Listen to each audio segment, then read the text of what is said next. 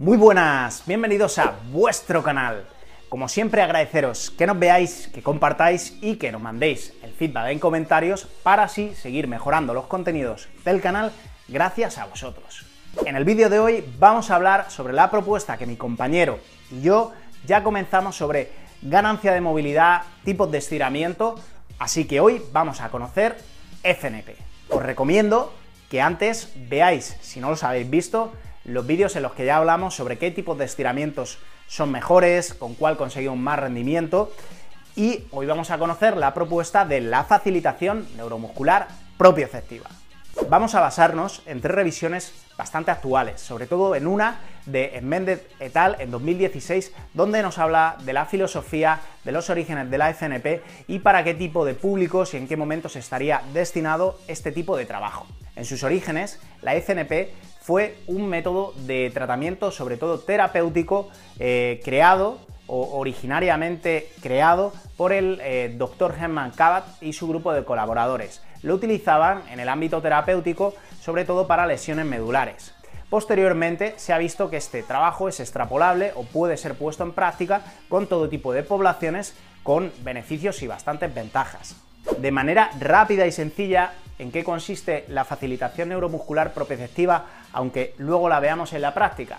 Bueno, está basada en un focus interno o un control interno del paciente y un estímulo que en este caso nosotros mismos podemos realizar y que podemos hacerlo o realizarlo con una persona externa, con un ayudante o ya os digo, nosotros mismos. Vamos a comprobar que es un trabajo con un focus interno, es decir, con un control interno que nosotros desarrollaremos a nivel de la contracción muscular. Por ejemplo, en el bíceps pedimos una contracción muscular a nuestro bíceps y después de ese tiempo de contracción, en la relajación ganaremos rango de movimiento. En la terminología inglesa se diferencian dos términos, que es el de HR y CR. El tiempo, al fin y al cabo, de relajación y el tiempo de contracción. Es decir, nosotros contraemos y en la relajación hacemos el rango de ganancia de movilidad.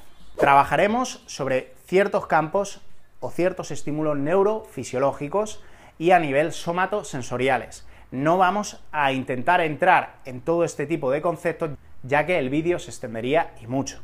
Pero sí vamos a saber que vamos a introducir o a inducir la inhibición autógena, el reflejo miotático inverso, y vamos a trabajar a nivel de uso muscular y de órgano tendinoso de Golgi, sobre todo este último.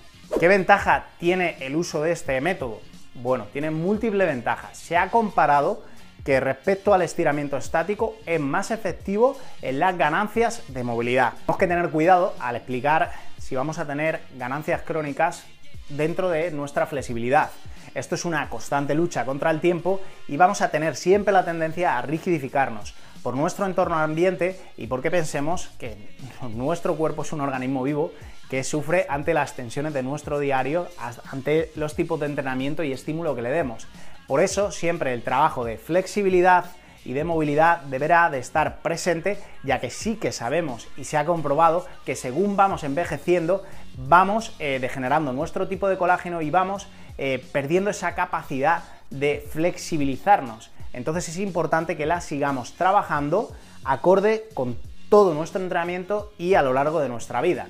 Por ejemplo, las mujeres siempre van a tener mayor capacidad de flexibilidad, ya que ellas tienen una hormona, sobre todo, que aparece dentro de su ciclo menstrual y en el embarazo, como es la relaxina. Por eso las chicas siempre tienen más capacidad móvil o más flexibilidad. Por eso nosotros, con la FNP, tenemos que introducir este tipo de trabajos, pero tiene otras muchas ventajas. Se ha comprobado que mejora el ritmo sistólico. Se ha comprobado también que mejora el ritmo agonista-antagonista, cosa bastante importante dentro de una lesión. Cuando hemos tenido un E15 de tobillo, un E15 de rodilla, algún tipo de rotura, empeora el ritmo agonista-antagonista, por ejemplo el cuádriceps isquio, ese ratio que siempre van buscando de equilibrio, pues se ve que ha empeorado. El trabajo de FNP sería muy efectivo. Se mejora, sobre todo en ancianos, pero sí que es verdad que se ha comprobado que se mejora la fuerza funcional y sobre todo la capacidad contráctil, ya que como utilizamos ese control interno de la propia persona o nosotros mismos, mejorará nuestra contracción hábil. aparte de ganar rango de movimiento, mejoramos nuestra capacidad contráctil. Es interesante su uso porque se ha comprobado que disminuye la sensación o el umbral de dolor percibido por parte de la persona. Por ejemplo, después de un entrenamiento, se ha comprobado que en escala EVA, en escala de dolor, disminuye esa sensación de dolor. No solo eso, sino que también se ha visto en algunos estudios de dolor lumbar que puede mejorar el dolor percibido de personas que tengan dolor lumbar. Por todas estas causas, la FNP o facilitación neuromuscular propioceptiva puede ser efectiva en vuestros entrenamientos. ¿Cuándo no podemos utilizar? ¿Cuándo no es efectivo, por ejemplo, la FNP? Pues bueno, sobre todo cuando vayamos a trabajar trabajo de fuerza, trabajo en el que tengamos que hacer cambio de ritmo, en el que precisamente el órgano tendinoso de Golgi tenga que estar muy activo, no podemos realizar FNP. ¿Cuánto tiempo antes o cuánto tiempo después hablan los estudios que podemos realizar FNP?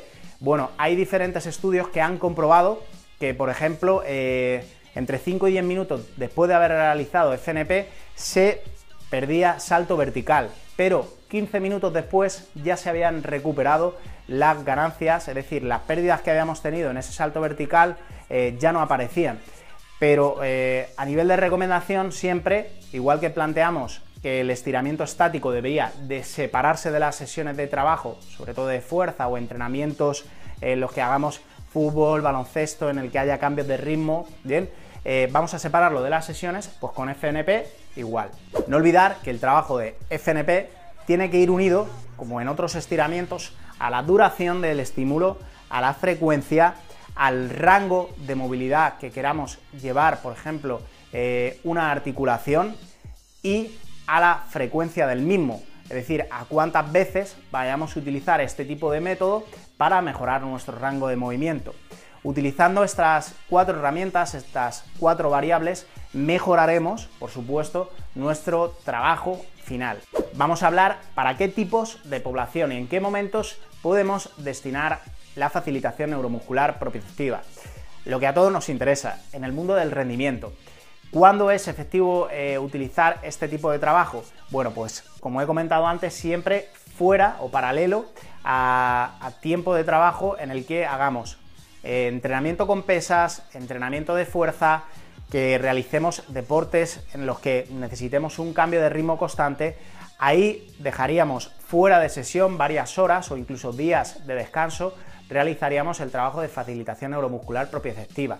Se ha comprobado que mejora el rendimiento, bien, recordemos que esto lo tenemos que mantener con la frecuencia, intensidad y todas este tipo de variables para que realmente sea efectivo, y que, por ejemplo, puede también disminuir las agujetas, bien, entonces puede ser interesante para disminuir un poquito el dolor después de un entrenamiento, para mejorar esa sensación de agujetas incómoda, ¿no?, de pinchazo. Puede ser bastante efectivo el utilizarlo fuera de este contexto de entrenamiento e irlo introduciendo con esas dosis. Cuando hablamos de intensidad en el tipo de estiramiento, ¿a qué nos referimos? Bueno, al rango de elongación máxima al que intentemos llevar la articulación. Yo siempre recomiendo que sea un rango no doloroso, es decir, cuando ya empezamos a notar que el estiramiento lo llevamos a un rango en el que nos molesta un poco, normalmente la tendencia va a ser por parte del uso muscular a rigidificarse para evitar esa rotura.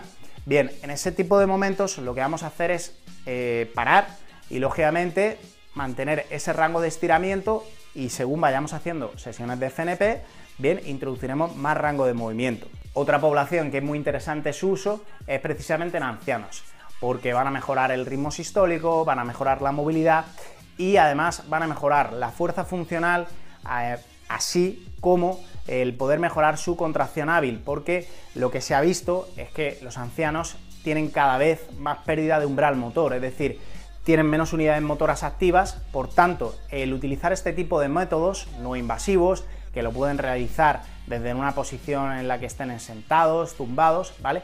Vamos a poder introducir todo este tipo de métodos para mejorar su funcionalidad y al final su salud integral. Y la última variante para la que es muy efectiva es para el reentrenamiento y la recuperación de lesiones. Como ya he mencionado antes, mejoramos el ritmo agonista-antagonista, la contracción voluntaria, todos los tipos de estímulos somatosensoriales que ofrecemos que al final son el sistema somatosensorial es el órgano efector de recibir y dar información a nuestro cerebro, todo este tipo de trabajo va a incentivar la captación de sensaciones y la respuesta motora que tengamos. Por eso es muy interesante también dentro del campo de la recuperación de lesiones. ¿Cuánto tiempo? ¿Cuánta intensidad? ¿Cómo tenemos que dar ese empuje o hacer esa contracción? Bien, en estudio hablan de contracciones máximas voluntarias. Realmente luego se ha visto en estudios paralelos los que se comprobaba que en una contracción al 60, al 80 y al 100% se daban los mismos resultados dentro de la ganancia de movilidad.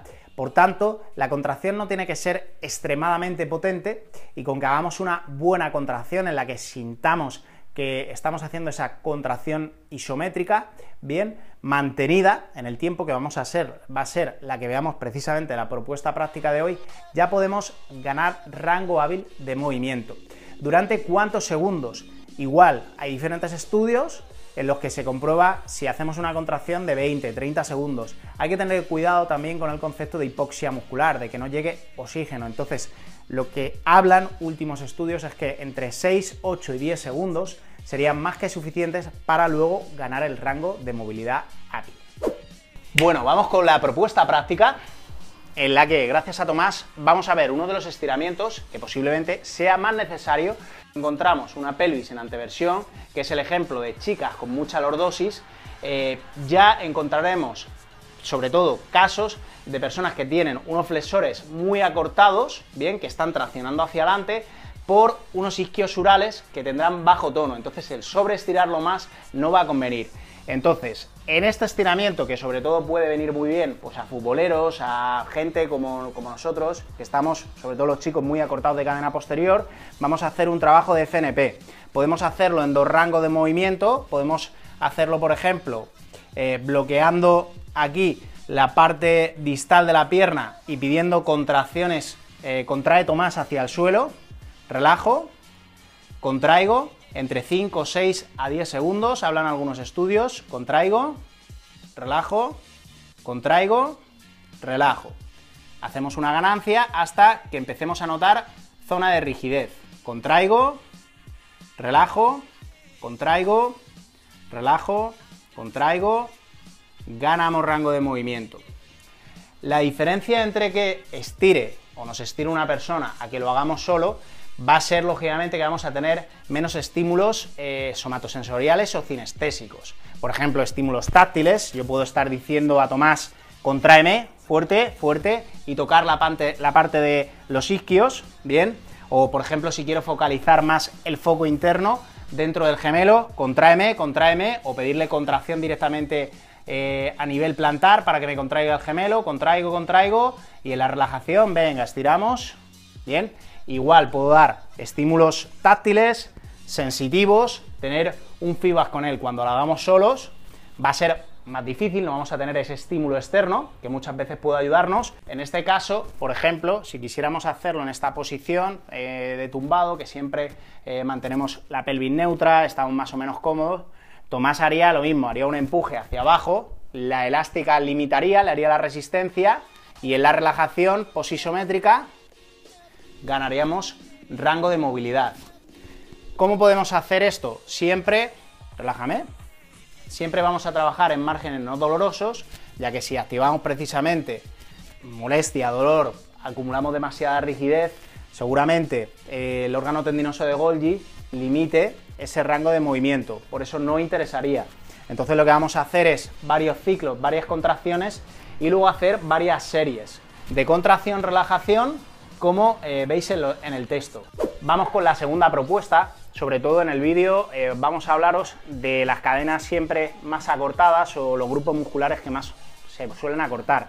Por ejemplo, problema típico es la limitación en la dorsiflexión. Un ejercicio muy interesante, no solo porque añadimos la carga de nuestro propio cuerpo avanzando el centro de masas, sino que también vamos a hacer la contracción voluntaria del pie haciendo un empuje hacia el suelo. Entonces, Tomás va a empezar a empujar fuerte hacia el suelo, intenta hundirlo, intenta hundirlo, intenta hundirlo, fuerte, fuerte, fuerte, fuerte, fuerte, y en la relajación, incorporando un poquito el peso, evitando, ojo, que la zona lumbar se lordose demasiado y no tenemos molestia lumbar, no tenemos molestia lumbar aquí, perfecto, podemos incorporar incluso un peso externo que nos ayudaría a ganar más la dorsiflexión y volveríamos a hacer otro ciclo de contracción. Venga, empújame fuerte, húndeme el suelo, fuerte, fuerte, fuerte, fuerte, fuerte, ese tríceps sural, fuerte, empujamos, relajo, relajo. Y ganamos margen de movimiento intentando evitar que el calcáneo, es decir, que el talón se levante. Él ya tiene una buena movilidad en sus tobillos, este estiramiento tampoco le sería muy necesario a Tomás, pero bueno, es una opción muy interesante el realizar FNP o músculo energía para la ganancia de rango articular dentro de la articulación del tobillo. Vamos con la última propuesta, que es para estirar toda la zona a nivel toracolumbar, todo ese gran dorsal ancho, toda esa masa profunda que va a bloquear muchas veces y va a limitar la movilidad a nivel del raquis, es decir, de la columna vertebral, y es muy interesante porque en una posición en la que conservemos bien las curvaturas necesitamos el apoyo en un banco de gimnasio, y vamos a utilizar ya sea una pica o una barra para apretar como si hiciéramos un concentrado de bíceps. Vamos a hacer una contracción no solo en los bíceps, sino una contracción en la que hagamos un empuje hacia el suelo, bien, con los codos. Entonces procedemos.